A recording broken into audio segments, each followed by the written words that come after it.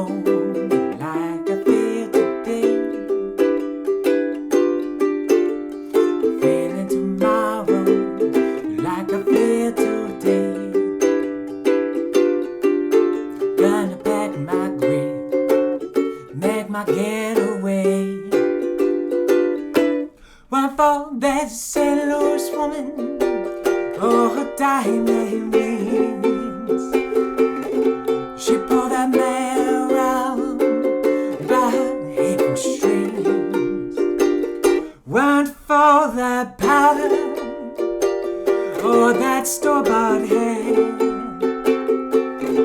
Where that guy I love wouldn't go nowhere, nowhere. Where the St. Louis blues just as blue well as I can be. See, my heart is like a stone cast in the sea. If it weren't, no, my baby wouldn't be so far from me. Hi guys, this is Andrew with rockclass101.com, and in this week's ukulele lesson, Christopher is going to be teaching you how to play St. Louis Blues. So as you guys heard, this is a really fun, bluesy, upbeat tune, but the big takeaway of this arrangement is that it's going to help you develop your rhythm playing. Now, I know a lot of us, when we get out of that beginner level of playing, we kind of get stuck or plateaued in our rhythm playing. So for example, a lot of us have mastered the island strum, we've mastered adding a backbeat via chucking, and then it becomes stagnant. Like, what comes next? What do we do next? And that's the beauty of this arrangement, because it combines a lot of really cool concepts to create a very interesting sounding rhythmic pattern. So let me break down a few of the things that are happening. So for example, it's going to mix strumming with finger-picked melodies. Let me play just the first couple bars.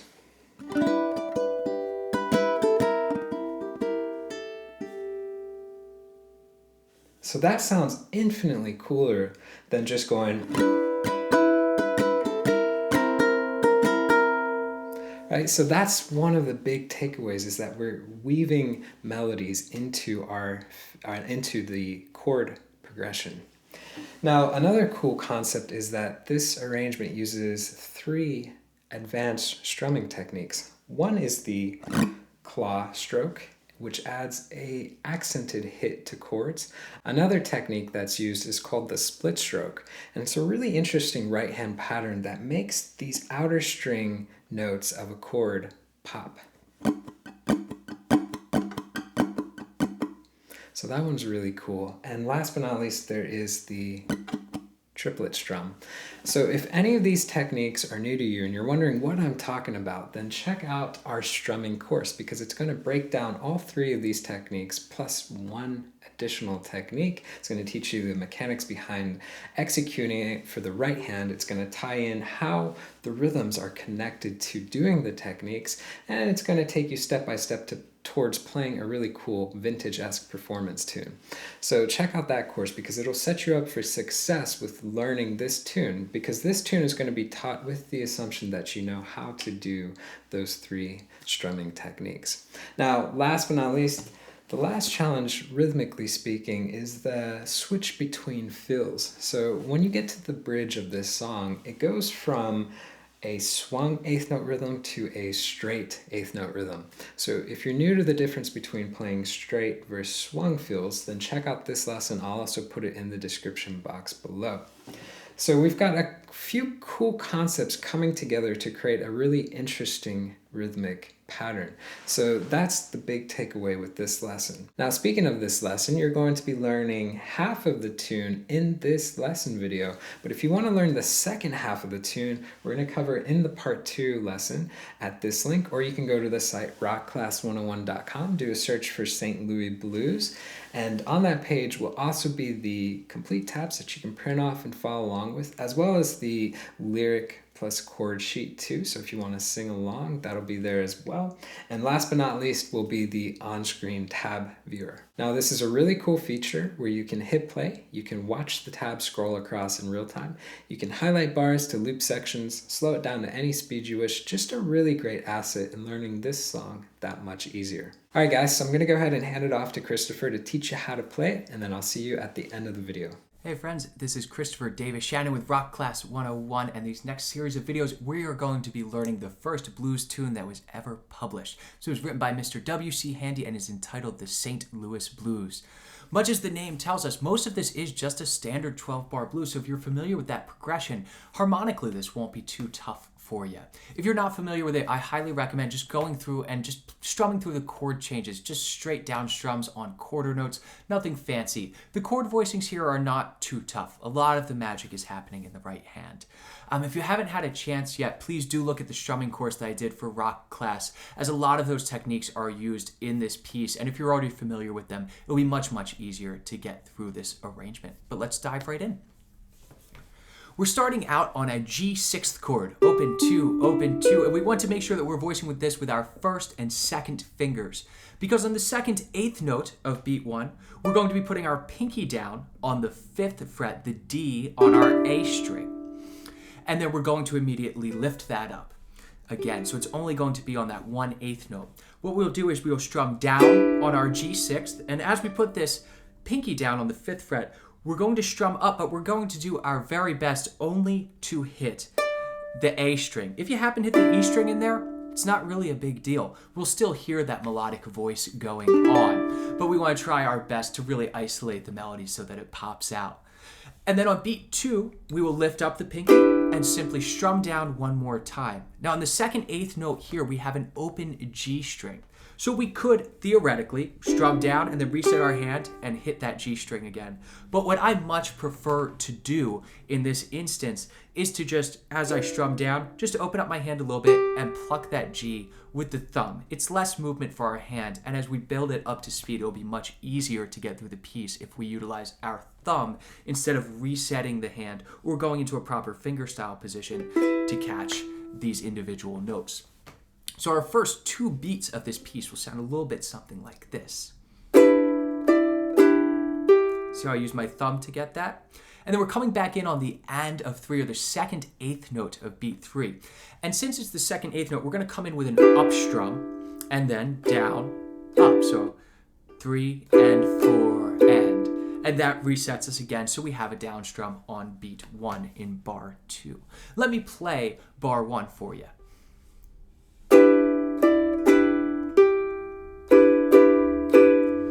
And as we move on here, we're just going to our standard C7th chord that we've played a lot of times, open, open, open 1 with that B flat on the 1st fret. And as we strum down on this on beat 1, we're going to drop our hand into a nice relaxed fingerstyle position. The key to doing this transition here is that our hand should be very relaxed at all times. As I strum through even, I already have my hand curled up, much like this, in the position I need for when I transfer to fingerstyle. Something that you can practice to get this second bar really going is to strum down on beat 1 and then just play the E flat on the 3rd fret of your C string. That's our next note on the and of 1. Just those 2 notes, because if you get this E flat cleanly, it is very likely that your hand will be in the correct position to play the rest of the bar already without having to really think about it. So you can practice dropping that hand down from strumming. Just like this. And if you're there, then you'll have the rest of the notes. And we're going to, after this E flat, pluck our E, our open G, and then we're going to go back to strumming. We'll strum down C7th and then C6th, all open. So bar 2 is going to sound like this. Right? So let's try those first 2 bars together. 1, 2, 3, 4.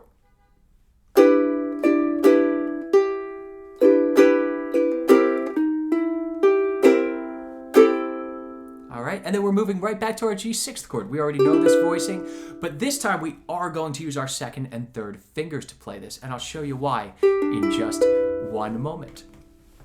But what we will do first is on beat 1, we're just going to use our thumb again to pluck that open G string. You could do a partial strum to do this. I prefer the thumb. I think it gives a nice textural change to really isolate that note. But you can do whatever is comfortable for you. And then on beat 2, we're going to play a triplet. So we'll come down with our first finger, thumb, and then up. Just like this, all over our G6th chord. And then beats 3 and 4 will be down, up, down, up. Nice and simple. So bar 3 is going to sound like this. And then as we get to bar 4, we're just going to take our first finger and put it on the first fret of our E string. That'll be an F, and that will give us a nice G7th chord. So we're going to strum 2 down strums on that. And then we're going to slide this position up to the 5th fret, but we'll let our first finger drag back to the 3rd fret. So we'll ultimately open 5, 3, 5. And this is still G7th chord, just a different voicing for it to give us a little change. And we'll play this as a down and up strokes on beat 3 and 4. So this bar will sound like this.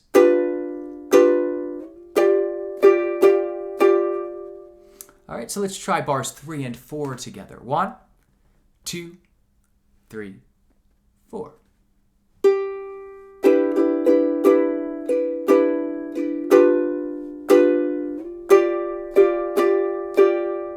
All right, and here's the first 4 bars. 1, 2, 3, 4.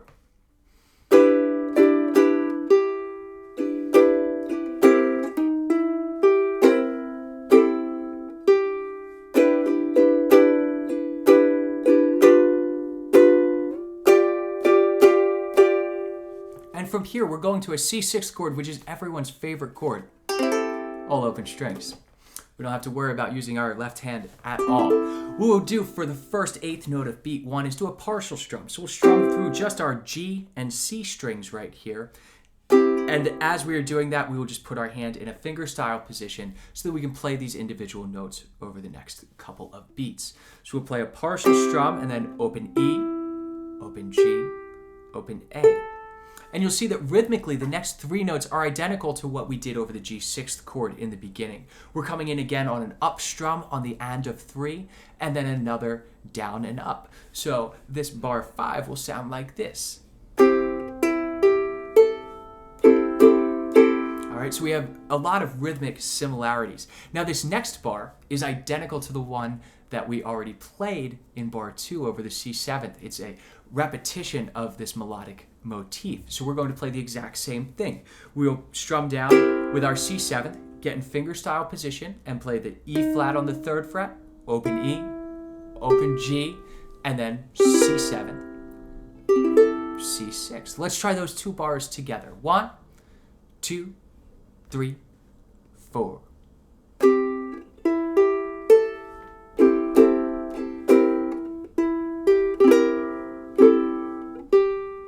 And then we're resolving down to a G7th chord this time. Same thing we played before. Open, 2, 1, 2.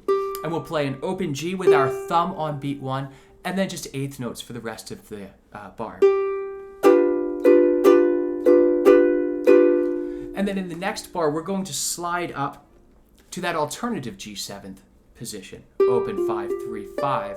We'll do that for 2 beats with just down strums, and then right back to our root position, G7th. So let's try adding those 2 G7th bars in with C6. 1, 2, 3, 4.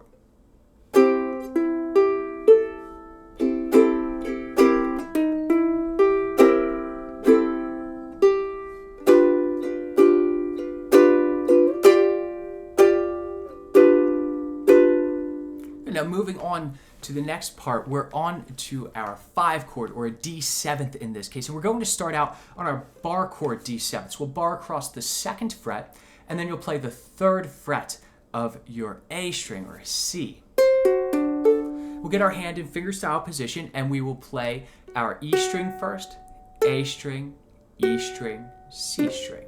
So it'll sound like this. And then we have that same up, down, up strum that we've been using starting on the end of 3. So this bar will sound like this.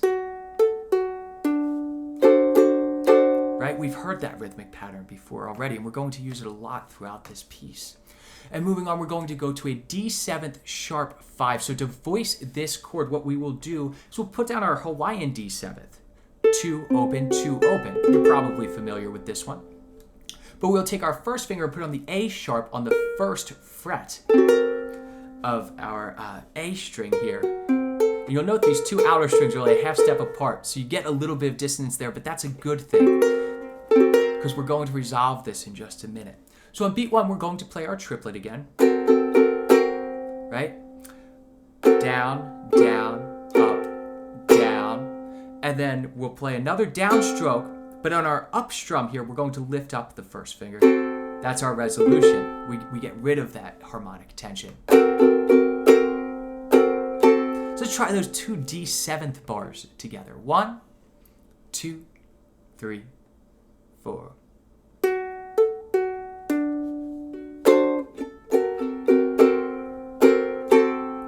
And then we're moving on to a G6th bar. Again, this is a bar we've already done. This is identical to bar 3. We will have our thumb pluck the open G string. Then we'll have a triplet on beat 2. Down, up, down, up. So as we move on to the 12th bar of this section, we're going to play our D7th. Same exact bar chord D7th that we have played previously, but on beat 3, we're just going to take our pinky and put it on the D on the 5th fret of our A string, just to give us a little bit of movement again, and lift it right back up on beat 3. So our strumming pattern, we have down, down, down, up, down. And as we have that down, up, we'll add in that 5th fret of the A string. So that bar will sound like this. Right? So let's start back at the D7th and see if we can get those last 4 bars. 1, 2, 3, 4.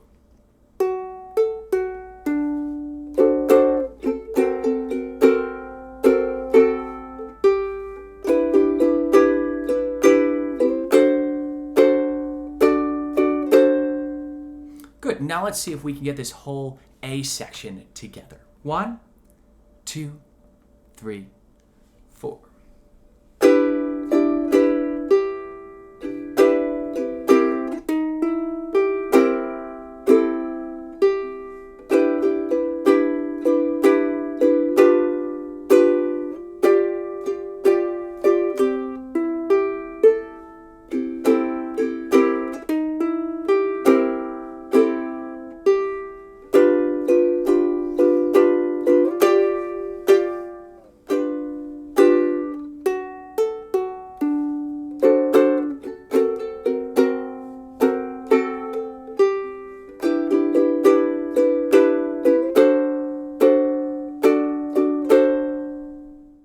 Moving on, we're headed into the vocal verse. Now I've written this so that you can play it as an instrumental, but really we're playing melodies that complement the vocal part. So it's really nice to do with a singer. You'll see that this whole B section, or the verse, is also a 12-bar blues. These are the identical chords that we played in the intro section of the tune.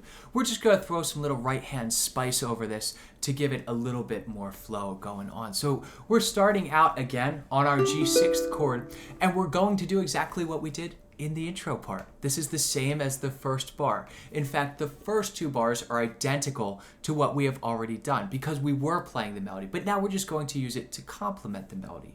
So we'll play the same thing.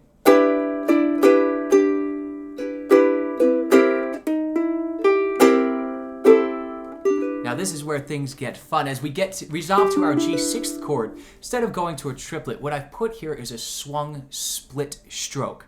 So if you recall from my strumming course, the split stroke is a very unique style that gives us a very specific strumming pattern that allows us to play little melodic elements between our 2 outside strings. So our strumming pattern would be down, up, down, down, up, down, down, up. And as we do this, whenever we have an upstroke, we're only going to catch our A string. And whenever we have a double downstroke or 2 in a row, the first one of them, we're just going to bounce off of the G string. So for our first bar, it's just over our standard G6th chord. There's no movement in this portion. So we're going to go down, up, down, down, up, down, down, up. So an awkward strumming pattern, but once you get used to it, it's not so bad. Let's try that together. Just that first bar of the split stroke over the G6th. 1, 2, 3, 4.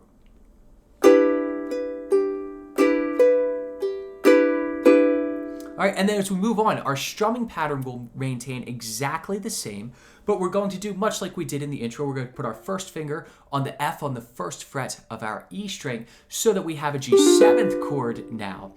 But what we have to be careful of is that on beat 2 of this, we will open up and we will just lift our third finger up so that we have an open A string, just to give a little bit of movement. So this G7th bar, very, very slowly, will sound a little bit something like this.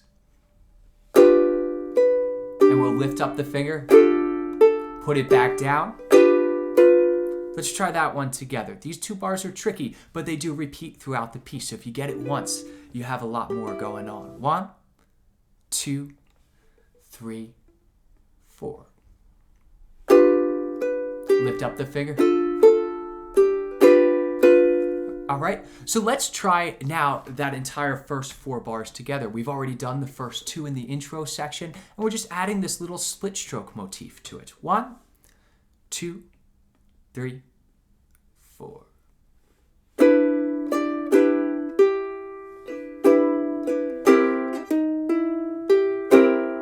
Split stroke.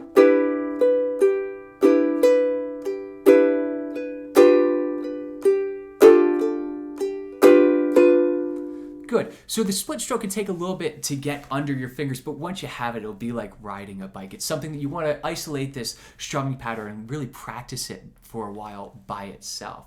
So moving on, we're just going to our C chord. We have a very similar rhythmic pattern that we played in the intro section, but we're going to strum through the chords instead of doing this this finger style section that we had previously over this C chord change. So we'll just put down our regular old C chord, open, open, open 3, and we're going to strum down, up, down, up, down, up.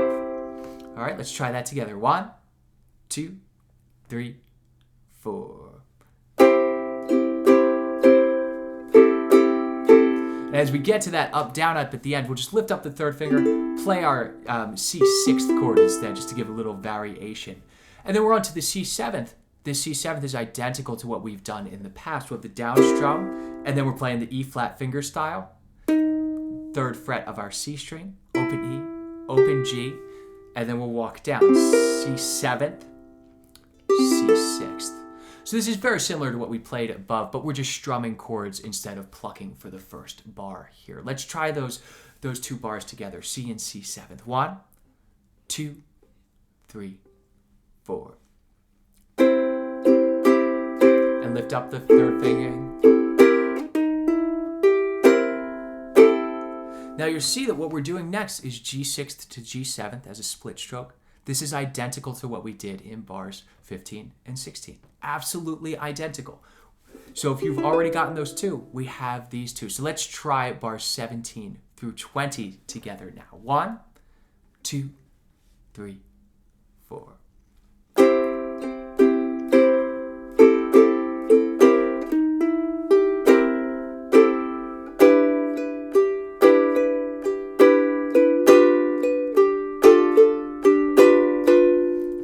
Now we're moving on to a D7th chord next. Again, this will be just our bar chord that we've used previously. But what we're going to do is the same rhythm that we just did over top of the C major chord as we strummed. We're going to play down, up, down, up, up, down, up, but no movement here. So we'll just go. Just like that. And then we're going to move on to the D7th sharp 5 that we played previously. 2, open, 2, 1. That nice, terrible sounding chord that we love so much. And we're going to do 4 downstrokes on this. The D7th bars are nice and simple. They'll sound like this.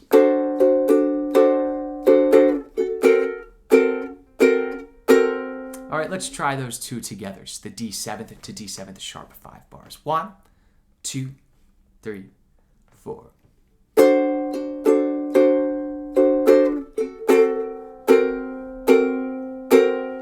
And moving on, we have a G7th bar that we have already played previously. We'll thumb pluck the open G and then have down and up strums for the rest of the bar on 8th notes.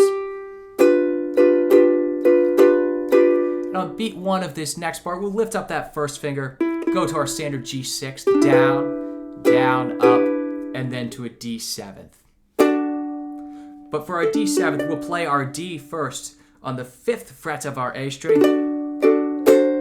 So we'll play 3 and 4 and resolve down to that C to make it a true D7th, 2, 2, 2, 3 right here. So let's try that together from the D7th, just getting to the turnaround here. 1, 2, 3, 4.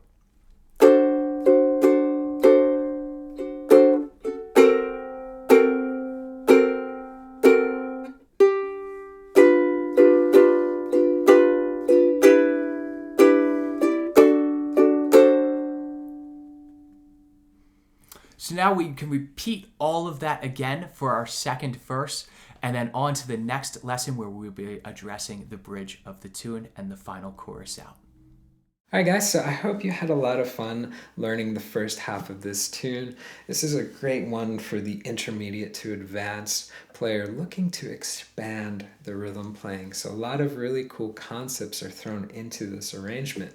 Now if you do want to watch the second half of the lesson, which covers the second half of the tune, you can click this link or go to the site rockclass101.com and do a search for St. Louis Blues. Don't forget that the tabs are there as well, so you can print it off, keep it for your records, as well as the lyric plus chord sheet. So if you do want to sing along, that's there as well.